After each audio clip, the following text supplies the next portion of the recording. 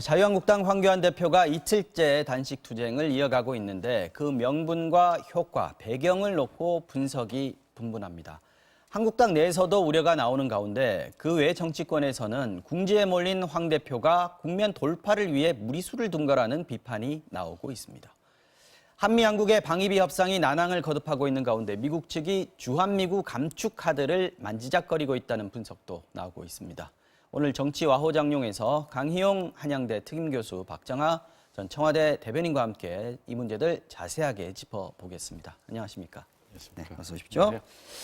자, 단식 이틀째를 맞았는데 먼저 어제 청와대 앞에서 단식에 들어가면서 황교안 대표가 밝힌 요구 조건들 들어보겠습니다. 문재인 시대의 반대자들의 입에 재갈을 물리고 반대자들은 모조리 사법정의라고 하는 이름으로 처단하겠다는 법, 그게 바로 공수처법입니다. 그래서 우리는 이를 좌파 독재법이라고 부르는 것입니다. 연동형 비례대표제 선거법은 국민의 표를 도둑질해서 문재인 시대 혹은 문재인 시대보다도 더 못한 시대를 만들어 가려고 하는 사람들의 이합 집산법이며 자신들 밥그릇 늘리기 법입니다. 죽기를 각오하겠다면서 결의를 보이기도 했는데 구체적으로 든 요구사항 다시 한번 보면요. 공수처 포기가 있고요. 연동형 비례대표제 얘기가 나왔습니다. 그리고 여기 아까 인터뷰에는 들어와 있지 않았습니다만 한일 군사보호정보협정, 정보보호협정, 지소미아 종료하지 말라, 이것도 요구 조건에 들어가 있습니다. 자, 황교안 본인이 내세운 단식 투쟁의 이유입니다. 자, 패스트트랙은 그런데 국회에서 협상에 들어가 있는 상황이고요. 지소미아에 대해서는 그저께 대통령이 직접 또 우리 정부의 입장을 명확하게 또 밝히지 않았습니까? 그렇게 되면 이게 이유가 될 수 있는가 하는 부분이 이제 논란이 되고 있는데 어떻게 보십니까? 그래서 황교안 대표의 단식을 뜬금없고 명분도 없다. 그다음에 얻을 것도 없다. 이렇게 얘기를 합니다. 지금 방금 싱크에서 보셨듯이 좌파 독재법이라고 몰아붙였던 공수처법이나 연동형 비례대표제법 같은 경우에는 국회에서 5분의 3 이상이 찬성을 해서 패스트트랙에 올라간 것이거든요. 그러니까 실제로는 60%, 그리고 실제 여론조사에서도 공수처 설치법은 꾸준히 60% 이상이 찬성하는, 국민들이 찬성하는 법이기 때문에 이것은 자유한국당 황교안 대표가 얼마나 국민적인 공감대를 인식과 동떨어진 생각을 하고 있는지를 단적으로 보여주시는 것이고요. 오히려 지금 황교안 대표가 이 문제보다는 본인이 당내에서 직면하고 있는 쇄신에 대한 요구, 그다음에 통합에 대한 과제, 이것들을 외면하고 있는 상황에서 돌아온 리더십에 대한 총체적 위기를 돌파하자, 이건데 오히려 지금은 이제 위기도 리더십 위기가 아니라 리더십 소멸 단계로 이제 들어간 거 아니냐, 이렇게 싶습니다. 그래서 이런 부분들은 앞으로 황교안 대표가 제1야당의 대표로서 해야 될 과제가, 사실 당내에서는 뭐 김세현 여의도 연구원장의 주장도 있었습니다만 당내 인적 쇄신과 함께 보수 대통합을 해야 된다는, 즉 뭐 보수 진영에서의 요구입니다만 그런 것들을 해야 되는 중차대한 시점에 그 동력을 끌어모아도 될 모자랄 판에 지금 엉뚱하게 청와대 앞에서 또 국회 앞에서 단식을 하고 있다. 이거는 국민들이 봤을 때 대단히 좀 볼썽사나운 그런 모습이 될 것이다, 이렇게 생각이 듭니다. 그리고 실제로 저 단식을 누가 준비했느냐, 어떤 과정에서 결단을 했느냐. 근데 일부 이제 중진 의원들은 오늘 보도에 따르면 18일 날 결심을 했다, 이렇게 얘기를 합니다. 근데 이제 어제 하셨는데 그 전날 또 SNS 상에는 그 뭐 강남의 한 병원에서 영양제 주사를 맞은 사실이 또 밝혀져가지고, 그래서 이게 뭐 직접적인 뭐 단식 결심과 연관이 있는지 모르겠습니다만 그런 과정 자체가 그 제1야당의 대표의 단식이 전국을 좌지우지하고 상당히 무거운 의미가 있어야 될진데 상당히 조롱거리가 되고 있는 것은 정치권에 있는 한 사람으로서도 대단히 좀 안타까운 일이다, 이렇게 생각이 듭니다. 알겠습니다. 자, 패스트트랙 논의 사안들이 있지 않습니까? 공수처법하고 지금 선거제 얘기한 것은. 근데 이거는 지금 원내에서 협상을 해야 되는 사안들입니다. 당장 오늘 원래 여야 정치협상회의가 예정돼 있었는데 한국당은 빠져 있는 상황이고, 그래서 지금 문희상 의장하고 여야 사당들만 지금 모여가지고 회의를 해야 되는 상황인데, 그렇기 때문에 한국당이 논의에서 빠져 있는 것이고 여기다가 단식까지 해버리면 협상 자체를 좀 안 하겠다 또는 못하는 그런 상황이 되는 거 아닌가요? 어떻습니까? 당의 대표가 저렇게 좀 강경 투쟁에 나서면 그렇죠. 협상을 하고 싶어도 할 수 없는 그런 상황이 되는 거고 네. 앞서 뭐 황교안 대표의 그 단식에 대한 부정적인 측면을 강 교수께서 상세히 설명 주셔서 네. 저는 조금이라도 뭐 긍정적인 면을 좀 찾아보려고 했는데 어제부터 저 속보를 못 듣고 아직도 제가 머리가 정리가 안 돼 있어요. 네. 그러니까 대표가 그 지금 이런 엄중한 상황에 대해서 하고자 하는 마음의 충정은 충분히 이해를 합니다. 네. 그리고 MBC 저희 방송을 통해 가지고 대통령께서 이미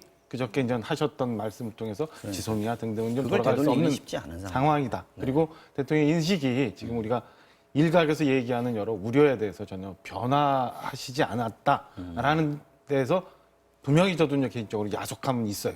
그러나 이 시점에서 그 단식을 통해서 좀 전 말씀 주신 것처럼 지소미아도 이미 오늘 NSC를 통해서 끝날 종료 선언이 될 가능성도 있고 네. 그다음에 패스트트랙 이미 올라가서 이거는 지난 4월부터 논의가 계속 되어 왔던 거고 과연 지금 어떤 결과를 얻고자 황교안 대표가 저렇게 단식에 나서는지에 대해서 아직 저는 답을 못 얻었고 손이 아프니까 아유 그럼 우리 같이 모여서 진통제 맞읍시다 라고 해서 지난 4월 장애투쟁했어요.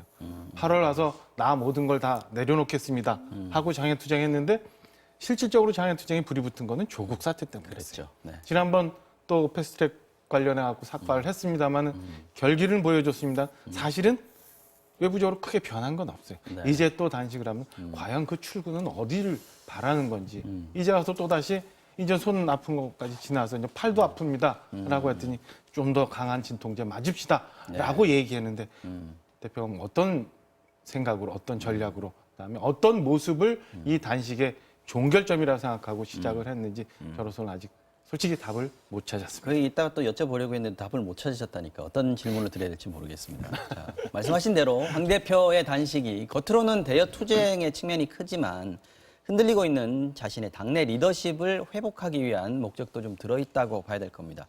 황교안 대표도 그 얘기를 했습니다. 관련 발언 보시겠습니다. 국민 여러분, 저는 단식을 시작하며 저를 내려놓습니다. 모든 것을 비우겠습니다. 당을 쇄신하라는 국민의 지엄한 명령을 받들기 위해서 저에게 부여된 칼을 들겠습니다.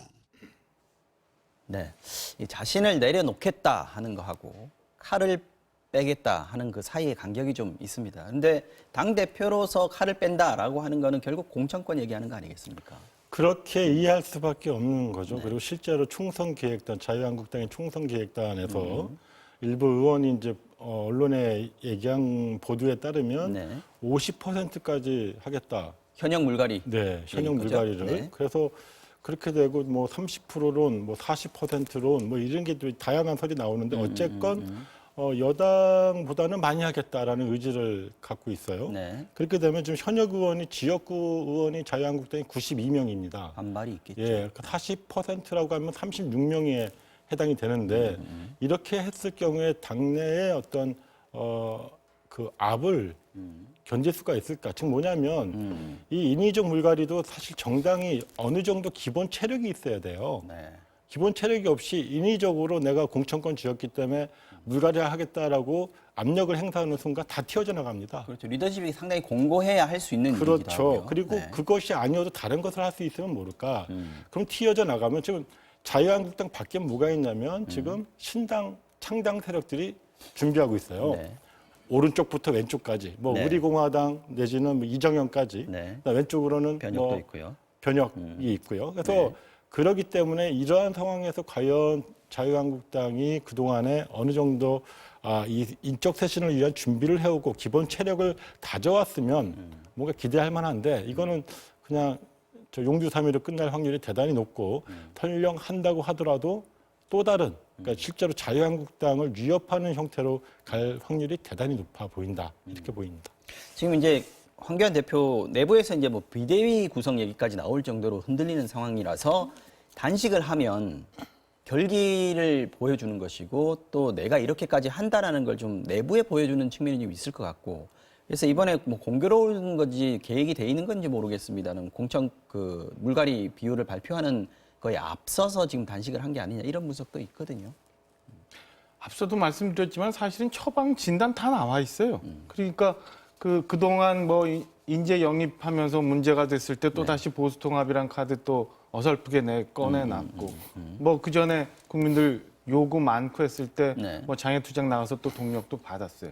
근데 사실은 지금 국민들이나 자유한국당을 이제 지지하는 많은 당원들이나 보면 다분 이미 보수통합하고 쇄신하고 정말 뼈를 깎는 아픔을 겪더라도 변하면 된다라고 요구하고 있는데 그거 대표가 그냥 따라가면 돼요. 굳이 이렇게 굳이 단식까지 할 단식까지 하면서 이런 거 안 해도 돼요. 네. 며칠 전에 그 부산의 김세현 의원 같은 경우 네. 불출마 선언을 하면서 얘기를 했던 그런 어떤 뭐 개인의 희생을 하면서 있던 충격파 그걸 가지고 차라리 당 쇄신을 위해서 당 혁신을 위해서 공천 물갈이를 위해서 활용하면 돼요.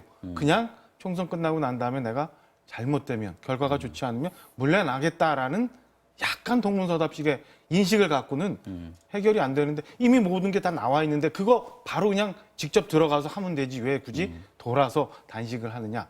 그래서 제가 앞서도 말씀드린 거죠. 아직 답을 못 얻었다라는 생각을 하고요. 지금 뭐 50% 물갈이 얼마 뭐 이렇게 나오는데 너무 기계적인 접근 아닌가라는 생각이 듭니다. 네. 지금 국민들이 자유한국당한테 요구하는 거는 이런 물갈이가 아니라 물갈이 수준도 뭐 50% 70% 이런 숫자가 아니라 판가리를 하라는 요구를 하고 있어요. 당신들은 메시지도 잘못돼 있고 메신저도 잘못돼 있으니까 네. 우리가 지지를 주지 못하겠다. 이거 판을 좀 갈아라.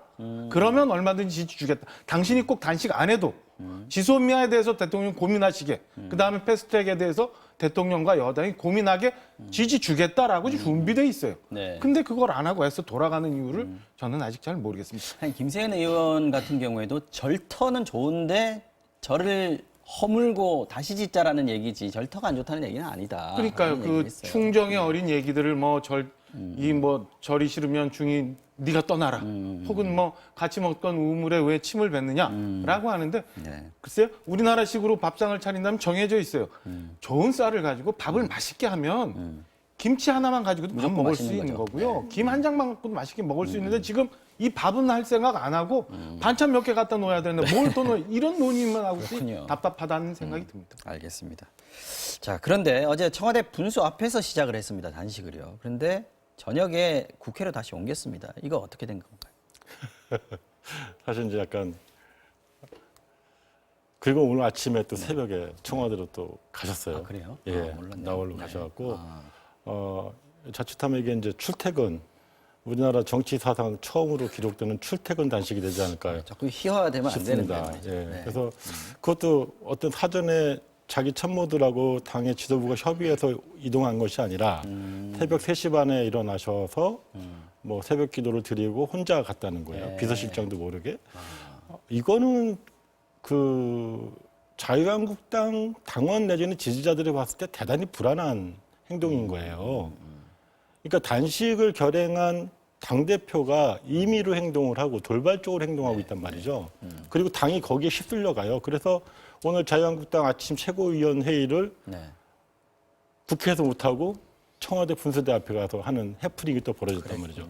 이거는 스스로 그러니까 야, 내가 청와대 가서 해야지라고 하는 결기를 보이려고 한 측면이 있었다면 모르겠지만 실제로는 단식도 하나의 고도의 정치적 행위이기 때문에 대단히 계산되고 치밀해야 되거든요. 네. 그런데 이런 부분들이 전혀 보이지 않기 때문에 그 자유한국당 당원 지지자는 물론 국민들이 봤을 때 이 단식을 지지하지 않는 국민들이 봤을 땐 더 희화화될 수밖에 없는 그런 구조다라고 하는 것이죠. 두 가지 점을 보고 싶어요. 그러니까 어제부터 지금까지 좀 전에 강 교수님도 말씀 주셨지만 자 제1야당의 대표가 단식을 했어요. 이 추운 날씨에. 네. 그러면 그런 결기와 비장함이 보여야 될 거 아니에요. 국민들 많은 사람들이 충격을 받아야 될 거 아니에요. 그런데 오히려 지금 얘기하신 것처럼 준비 과정에 석연치 않은 점, 그다음에 그 이전에 뭐 아까 말씀하신 것처럼 뭐 영양제 죽을 얘기 먹었니, 나왔고. 영양제를 맞았느니 이런 혼란. 청와대 앞에서 하겠다고 한 게 어느 날 저녁에 밤에는 국회를 가야 되고 또 다시 아침에 와야 되는 이게 비장함이나 결기 이런 게 보이는 게 아니라 오히려 이상하게 웃음, 조롱 뭐 이렇게 되어가는 점이 하나 있어요. 이거 뭔가 잘못돼 가고 있는 거 아닌가. 두 번째는 스스로들은 청와대에 대해서 얘기하고 있어요. 대통령에 대해서 얘기하고 있어요. 모든 걸 왜 청와대가 만기칠람 하려고 하느냐. 그리고 도대체 청와대 안에서의 의사결정 구조는 어떻게 되어 있길래 대통령이 때로는 잘못된 판단이라고 본인들은 생각하는 그렇게 그런 판단 비판하는데. 하시냐라는 비판을 해요. 똑같이 한번 적용해 볼까요? 자유한국당은 그럼 뭘 하고 있어요? 어떻게 의사결정 구조가 그 안에서 이루어지고 있어요? 대표는 대표 혼자가 아닙니다. 100몇 명의 지금 현역 의원이 있는 거고 그 뒤에는 또 수십만 명의 당원들이 있는 거예요. 이걸 대표해서 하고 있는 대표의 정치적 행위 하나하나 안에 의사결정 구조를 과연 누가 결정해서 저렇게 가고 있는 그러면 본인들은 어떻게 청와대와 혹은 대통령에 대해서 비판 똑같은 모습을 보이면서 어떻게 하느냐 이런 두 가지 점에 대해서 저는 얘기를 들어야 되고 좀 다시 고려해 볼 점이 있다라는 생각을 합니다. 오늘 박 대변인님이 굉장히 쓴소리를 많이 하시네요. 근데 이제 황교안 대표가 그렇다는 것이지 그거를 이제 가령 문재인 대통령이 그렇게 독단적으로 하는 게 시스템적이지 않다거나 뭐 그런 말 그대로 결과적으로 독단적으로 결정을 한다라고 이제 규정하는 것은 좀 바르지 않다고 뭐 보여지고요. 그 얘기는 아니신 것 같고 예. 어쨌든 비판하는 대상과 닮은 걸로 지금 자유한국당이 하고 그런 있다는 식으로 거죠. 비판을 하고 네. 있으니까 본인들 스스로 똑같이 적용을 한번 해보자는 말씀입니다. 자, 문재인 대통령이 어제 이 소식을 듣고 강기정 민정수석을 현장에 내보냈습니다. 집 앞에 온 손님이니 맞이해라, 찾아뵈라라고 했다는데 황 대표 단식 현장을 찾은 강기정 수석의 말 직접 한번 들어보겠습니다. 지소미아 문제를 힘을 모아야 되지 이걸 단식을 한다거나 이런 것은 참 옳은 방향이 아닌 것 같다. 그러니까 소위 패스트트랙 법이라고 하는 진행되고 있는 법을 어떻게 청와대에서 스톱시키고 중지시키고 이렇게 할 수가 없는 거 아닙니까? 네, 뭐 황 대표에게 직접 한 말은 이런 얘기를 할 수는 없겠죠. 단식하고 있는데 주변의 기자들한테 얘기를 한 것 같습니다. 해프닝들도 있었습니다. 청와대 앞에 원래 지금 황교안 대표 가기 전에 계속 진을 치고 계시던 분들이 있습니다. 그 보수단체 분들이 있는데 대표적인 극우 기독교 인사인 정광훈 목사가 황 대표의 손을 잡고 집회 연단에 올리기도 했고요. 또 앉아있을 때 또 가서 뭐 손 잡고 계속 말을 걸기도 했습니다. 황 대표 보고 물러나라고 하는 보수 인사들도 있었는데 화면에 계속해서 나왔습니다만 이 장면을 본 느낌들이 좀 있을 것 같습니다. 지난 조국 정국에서 네. 그러니까 이제 자유한국당이 뭐 광화문에서 뭐 300만을 모았네, 100만을 모았네 이러면서 집회를 하지 않았습니까? 그때 사실 정광훈 목사의 그 흐름에 사실 자유한국당이 엮여 들어간 거로 저는 봅니다. 네. 그게 자유한국당이 총 동원력을 뭐 전국적으로 내렸습니다만 고작 해봐야 뭐 2, 3만 왔다 이렇게 얘기를 하는 거고요. 나머지는 사실상 그동안 광화문 광장을 꾸준하게 집회를 해왔던 태극기 세력 아니면 정광훈 목사를 추종하는 일부 기독교인들이 왔을 텐데 그 대중적 동원력에 사실 자유한국당이 기세가 눌린 겁니다. 그래서 지금 이 국면도 사실은 황교안 대표 입장에서는 정확하게 본인이 어떤 제1보수 정당의 대표로서의 어떤 신분을 망각하고 그 광장에서 아스팔트 극우라고 하는 그 세력과 함께 가서 똑같은 목소리를 내고 있다는 것입니다. 그 어제 같은 경우에 좀 많이 보도가 됐습니다만 네. 정광훈 목사 같은 경우에는 문재인 대통령을 향해서 총격 운운하는 발언까지 했단 극단적인 말이에요. 발언들을 많이 했습니다. 이런 극단적인 발언을 하는 세력과 함께 톤을 맞잡고 문재인 정부와 반대 운동을 하겠다라고 하는 단식을 하겠다는 그런 결의를 밝혔다는 것만으로 사실은 자유한국당이 앞으로 제대로 된 보수를 할 수 있겠느냐, 향후에 있을 보수 대통합의 중심자로서의 역할을 할 수 있겠느냐, 이런 극단적인 세력과 극우적인 논란들 속에서 자유한국당이 갈 길을 잃어가고 있다. 이거는 자칫하면 제가 볼 때는 이 단식이 커다란 성과 없이 계속 이렇게 비판과 조롱의 대상이 된다면 당내에서 조만간 사퇴 요구가 나올 정도가 아니겠느냐 예상해 봅니다. 자, 황교안 대표를 찾아온 강기정 수석하고 정광훈 목사 사이에도 몇 마디 오갔습니다. 웃음 속에 뼈가 있었습니다. 잠깐 들어보시겠습니다. 기독교계만 봐도 그래요. 아니 어영 목사들만 청와대 불러가지고 밥 먹여주고 왜 나를 안 불러요? 나는 한기총 대표 회장이에요. 대표 회장. 목사님은 경찰에서 부르대. 아니 이거 농담하지 경찰에서 마시고. 불러 목사님. 아니 문재인 대통령이 왜 저를 안 불러요? 사실 저 정광훈 목사와 같이 앉아 있고 연단에 오르고 하는 부분이 황교안 대표로서도 상당히 좀 부담스러웠을 것 같습니다. 어제도 보니까 말은 거는데 별로 황교안 대표는 말을 하지 않고 주변에서 또 한국당 당직자들 사이에서 망했다 뭐 이런 탄식이 나왔다고 하던데요. 망한 것까지는 잘 모르겠습니다만은 말씀을 안 하실 정도로 자리가 불편했다면 왜 갔을까라는 의심을 해볼 수밖에 없어요. 저게 정치- 누가 있는지도 사실은 한국당에서는 파악을 못하고 있었다는 얘기도 될 것 같아요. 그러니까 저는 그 대통령 얘기 또 말씀을 드리면 제가 이제 뭐 청와대 좀 근무를 해봐서 그런 네. 느낌이 있는데 대통령을 지금 그래서 모시는 대통령은 너무 정신이 없고 너무 많은 것들을 생각해야 되고 결정을 해야 되는데 그 결정 하나하나가 조금 어긋나거나 잘못된 건 다 제가 보면 밑에서 참모들이 얼마나 성실히 성심껏 모시느냐에 달려 있다고 봐요. 네. 좀 전에 말씀 주신 것처럼 황교안 대표라는 분이 이렇게 있으면 그 주변에 이런 결정을 하게 될 때까지 그리고 저런 모임에 잠깐이라도 들려야 된다고 판단하기까지 주변에서는 과연 어떻게 대표를 모시고 있느냐 이런 의심을 해볼 수밖에 없고요. 좀 전에도 말씀드렸지만은 일요일이에요. 당장 며칠 전에 김세현 의원이 그런 당에 충격파를 줬어요. 네. 그리고 단식을 결정하기 바로 전에 청년들과 대화를 하면서 네. 참 쓴소리 많이 들었잖아요. 맞습니다. 반성해야 될 점 많았었어요.